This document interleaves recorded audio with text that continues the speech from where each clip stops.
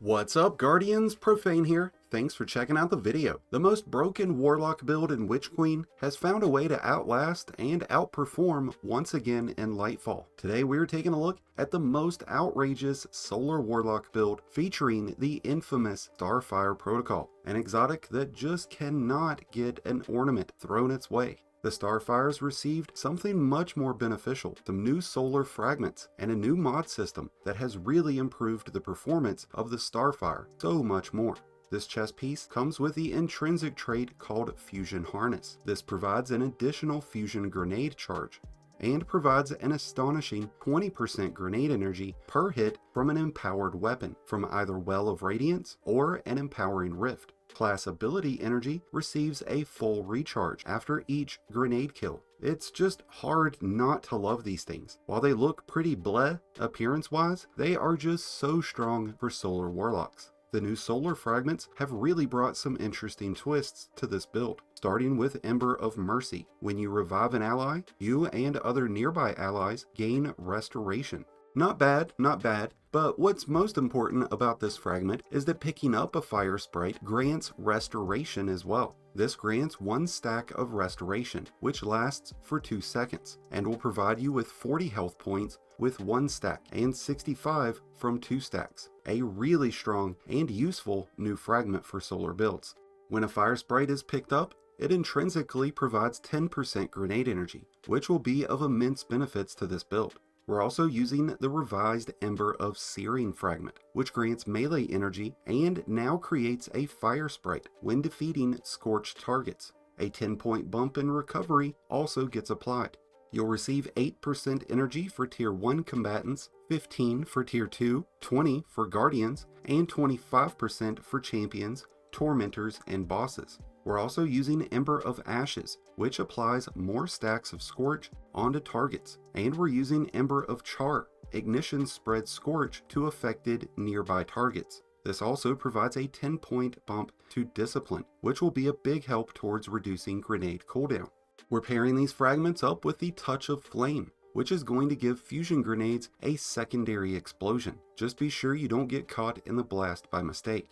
There's a lot of reasons why people like using Icarus Dash, and most of the time in low-level activities, I will do the same. But when facing more difficult challenges, I like the use of Heat Rises. Intrinsically, you're able to fire your weapons, throw your grenades, and use your melee while in the air without having your glide interrupted, which can be more beneficial than you think. While Heat Rises is active, which is done by charging and consuming your grenade, your air movement gets significantly improved, and any kills while airborne will grant melee energy and extend the duration of Heat Rises. This doesn't have to be done mid-air either. This can be achieved by just single jumping, like a rabbit, while you're dealing out damage to your opponents. And then of course, we are using fusion grenades paired up with an Empowering Rift to get the benefits of Starfire protocol. But if you find yourself taking a lot of damage and can't keep up with your enemies, by all means use a Healing Rift. There's benefits of using the Snap and Celestial Fire. I like Celestial Fire because it has a much further range, but it's really a dealer's choice. Now let's talk about the new Lightfall mods and how you'll need to set up your armor to get the most benefit. First off, let's talk about the Season of Defiance artifact mods that we have activated, which will play a key role in our choice of armor mods. We've got the Grenades Authorized mod, which reduces the energy cost of armor mods that are grenade oriented. We're also using Solar Surge. This will become very handy with those fire sprites that we'll be generating. When collecting a fire sprite, you receive 1 stack of armor charge. We'll talk more about that later. Which brings me to the armor mods themselves. Going top down, let's start with Helmet.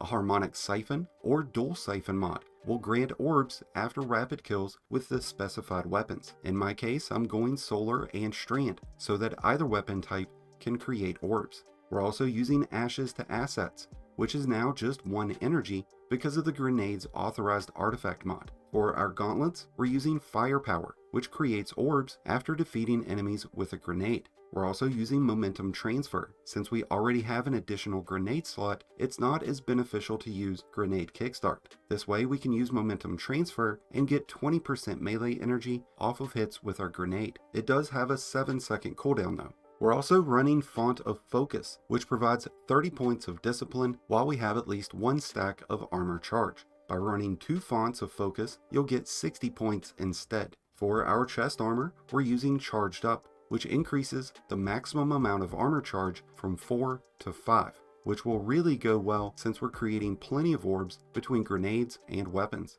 Font of Endurance is also very strong here, so if you find yourself getting beaten up by enemies, I would highly recommend getting that 30-point bump in Resilience while you have at least 1 stack of armor charge. For boots, we're using Solar Weapon Surge, which grants a 10% bonus in damage for solar weapons, while we have at least 1 stack of armor charge. We'll receive a 17% bump for 2 mods and a 22% bump for 3 mods. We're also using Recuperation and Innervation. Recuperation is going to provide health back when picking up an orb, and Innervation will provide grenade energy when picking up an orb. For our class item, we're using Bomber, which is going to restore grenade energy when using our class ability. And we're also doubling down on time dilation. Now this mod provides you with an increase in your armor charge stacks. It requires longer time for those charges to decay. By using 1 mod, it'll take 15 seconds. By using 2, it'll be 18, and 3 will be 20. 1 stack of armor charge gets removed every 10 seconds when using a passive drain, like Font of Focus, Font of Endurance, or a weapon surge charge. Between the grenades, weapons, and scorched enemies, there's a lot of fire sprites and orbs that are going to be made, and lots of energy regeneration happening. And we haven't even talked about the best weapons to use with this build. First, let's start off by talking about the handy dandy Trustee. In my opinion, the best current legendary scout rifle in the game. You can get it from Deepstone Crypt, and it comes with Incandescent and the Braytech Inheritance Origin trait, which provides ability energy per hit with this weapon, which is pretty damn badass. A very overpowered origin trait. The Callus Mini Tool is just as strong and a great alternative. The Prometheus Lens just got a buff as well, and with its ability to scorch enemies and cause incandescent, it's very strong right now.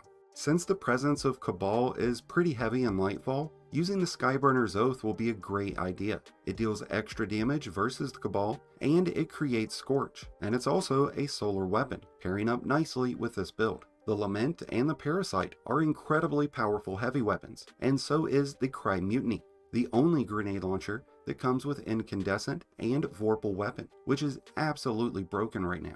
But this build is all about being broken, because everything about this Starfire Protocol build is over the top, outlandish, and so overpowered. It's a must-use build if you're going into legendary campaigns, nightfalls, raids, or any in-game content. And with that, we've come to an end of this magnificently broken Starfire Protocol build.